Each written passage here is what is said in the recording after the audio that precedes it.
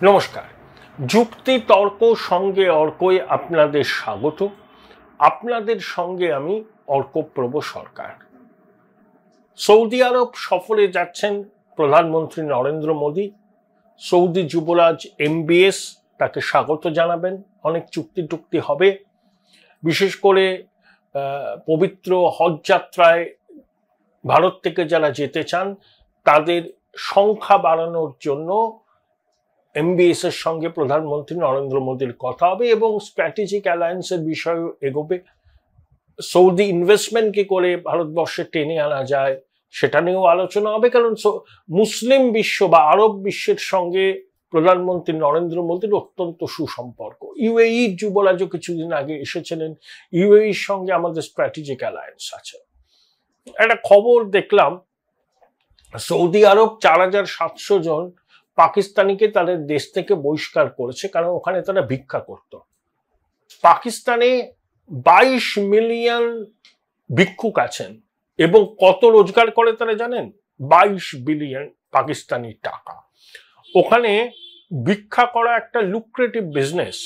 প্রচুর হ্যান্ডলার আছে যারা পাকিস্তানিদের সৌদি আরবে পাঠায় ভিক্ষা করার জন্য। যাই হোক, এটা এই তথ্যটা শেয়ার করলাম কারণ প্রতিবেদনের পরের অংশে আমি আরো বলবো। এখন মোহাম্মদ ইউনূসের বাংলাদেশ সরকার সত্যি আগুন নিয়ে খেলছে।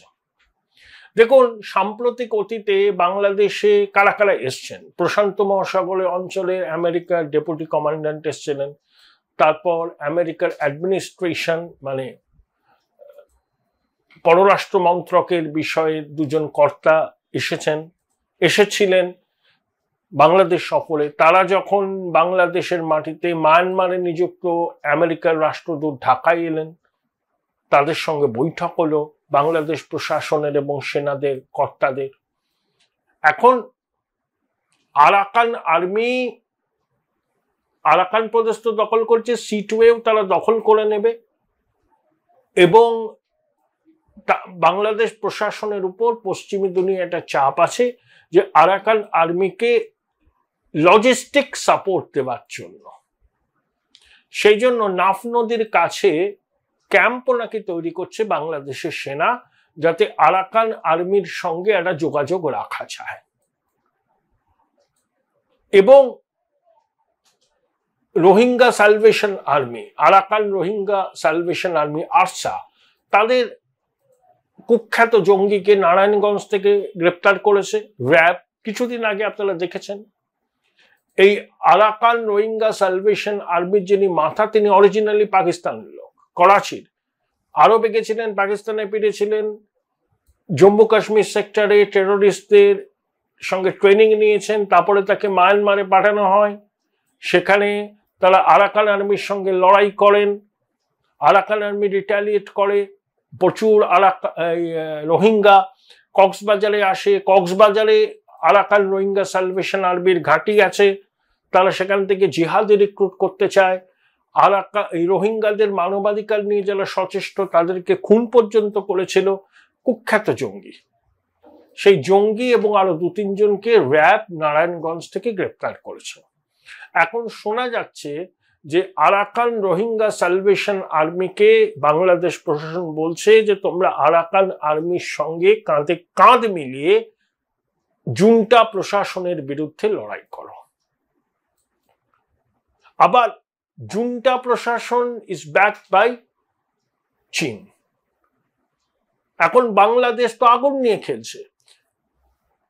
ইউনূস শি জিনপিং এর সঙ্গে দেখা করলেন, বিনিয়োগের কথা বললেন ভারত মহাসাগরের ওই অঞ্চল বাংলাদেশি তার প্রভু, নর্থ ইস্ট ল্যান্ডলকড।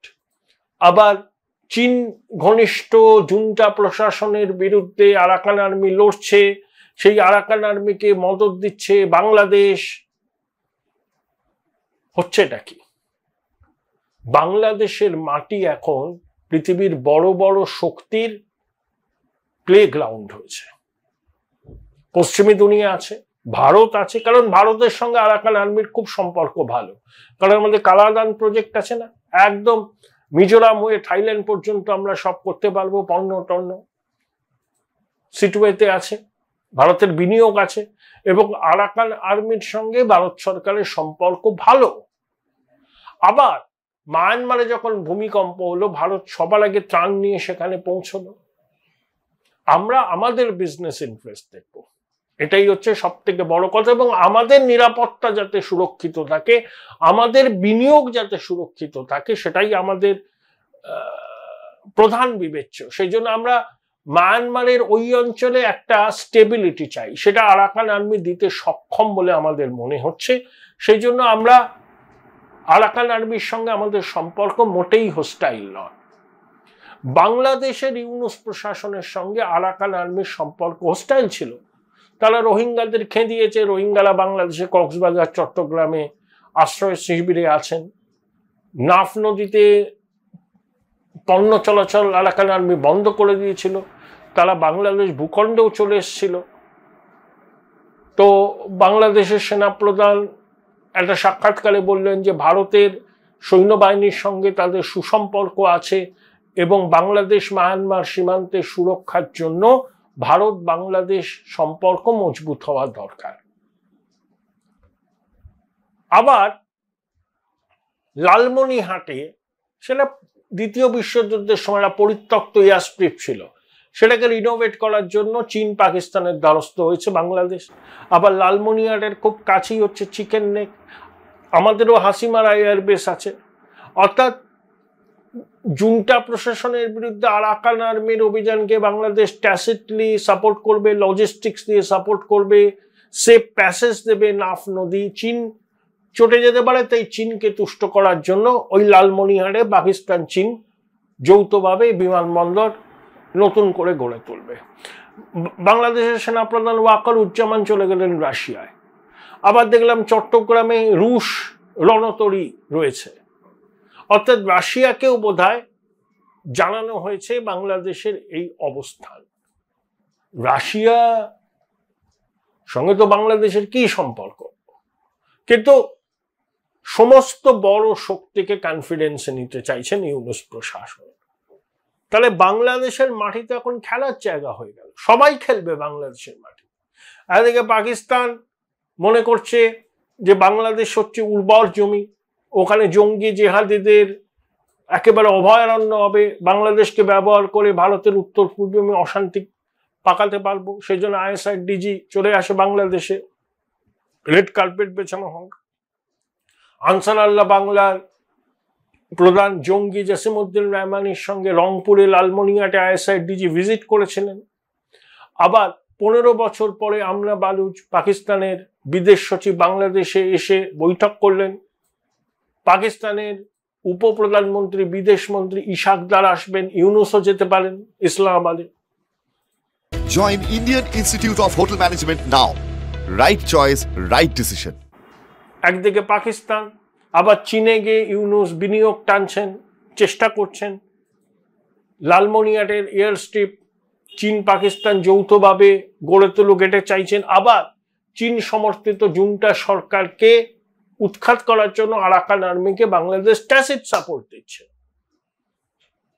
আবার রাশিয়াকেও রসে বসে রাখার জন্য সেনাপ্রধান চলে গেছিলেন মস্কো, রুশ রণতরী ভিড়েছিল চট্টগ্রামে। তাহলে বাংলাদেশকে এইসব করলে নিজের সার্বভৌমত্ব বজায় রাখতে পারবে? ভারত, চীন, পাকিস্তান, পশ্চিমী দুনিয়া, রাশিয়া সবাই বাংলাদেশের মাটি। আমি জানি না এটা কোন ধরনের বিদেশ নীতি। বাংলাদেশের মানুষ কি ওয়াকিবহাল? তাদেরকে কি জানানো হয়েছে যে ইউনুস সরকারের এই পরিকল্পনা যে তারা আরাকান আর্মিকে সমর্থন করবে? ইউনুস সরকারের প্ল্যান হচ্ছে আরাকান আর্মির সঙ্গে সম্পর্ককে ভালো রেখে যে সমস্ত রোহিঙ্গা কক্সবাজার চট্টগ্রামে এসে আশ্রয় শিবিরে আছেন তাদের আস্তে আস্তে আরাকান প্রদেশে ফেরত পাঠানো। কিন্তু বিষয়টা অত সহজ হবে না।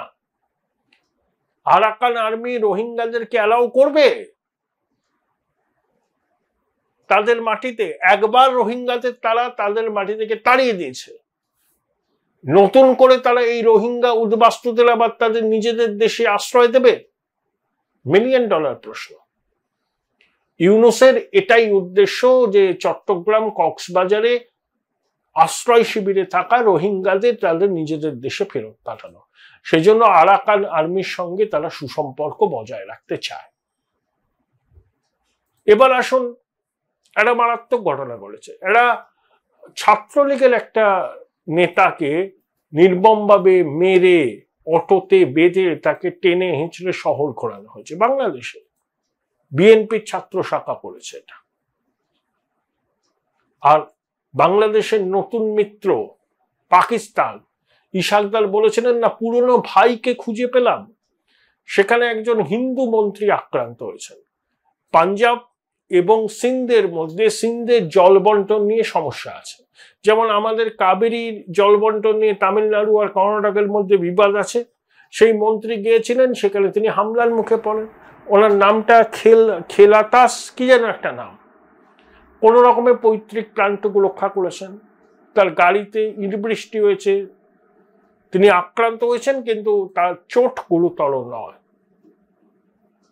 তাহলে পাকিস্তান বলুন, বাংলাদেশ বলুন, ধর্মীয় সংখ্যালঘুরা কেউ সুরক্ষিত নয়। এই যে ভবেশ চন্দ্র রায়কে নির্মমভাবে খুন করা হয়, ইউনূসের অন্তর্বর্তী সরকার নানা যুক্তির অবতারণা করে আসল ঘটনা থেকে নজরটাকে ঘোরাতে চাইছে, কিন্তু বাংলাদেশে ধর্মীয় সংখ্যালঘুরা নিরাপদ নয়, এটা হচ্ছে বাস্তব। যদি নিরাপদই হতো, 50-52 বছর আগে বাংলাদেশে হিন্দু জনসংখ্যা ছিল মোট জনসংখ্যার 23%, এখন কমতে কমতে 8%-এর নিচে দাঁড়িয়েছে। আর ভারতবর্ষে স্বাধীনতার সময় মুসলমান জনসংখ্যা ছিল মোট জনসংখ্যার 14.5%, এটা এখন বাড়তে বাড়তে 20%-এর কাছাকাছি এসেছে। অর্থাৎ আমরা আমাদের দেশের ধর্মীয় সংখ্যালঘুদের সব রকম সুযোগ সুবিধা, সমানাধিকার, ধর্মাচরণের স্বাধীনতা সবকিছু সুরক্ষিত করেছি, এখনো রয়েছে, ভবিষ্যতেও থাকবে। কিন্তু বাংলাদেশ পাকিস্তানে ধর্মীয় সংখ্যালঘুরা কার্যত দ্বিতীয় শ্রেণীর নাগরিক। এই সত্যটা চোখে আঙুল দিয়ে বাংলাদেশ পাকিস্তানকে দেখিয়ে দিলে তারা চিরবির করে জ্বলতে থাকে, সত্য তারা স্বীকার করতে চায় না। এটাই হচ্ছে বাস্তব। পাকিস্তানে হিন্দু মন্ত্রী আক্রান্ত হচ্ছেন, সেখানে সাধারণ হিন্দু শিখ তাদের কি নিরাপত্তা আছে? তা তো দ্বিতীয় শ্রেণীর নাগরিক। বাংলাদেশেও হিন্দুরা খুন হচ্ছে, বাংলাদেশেও হিন্দুদের ধর্মীয় আচরণ করার স্বাধীনতা কি সত্যি আছে? যতই অন্তর্বর্তী সরকার প্রতিশ্রুতি দিক না কেন, আসলে কিন্তু পরিস্থিতিটা বাংলাদেশের ধর্মীয় সংখ্যালঘুদের কাছে আদৌ অনুকূল নয়, সেটা আমরা সবাই জানি। কিন্তু ইউনূসের অন্তর্বর্তী সরকার এই প্রকৃত সত্যটা নির্লজ্জভাবে অস্বীকার করে আসছেন। তারা বাংলাদেশের মাটিকে এখন বৃহৎ শক্তিদের খেলার মাঠে পরিণত করেছেন। বাংলাদেশের সাধারণ মানুষ কি জানেন ইউনূস সরকারের এই কৌশলের কথা?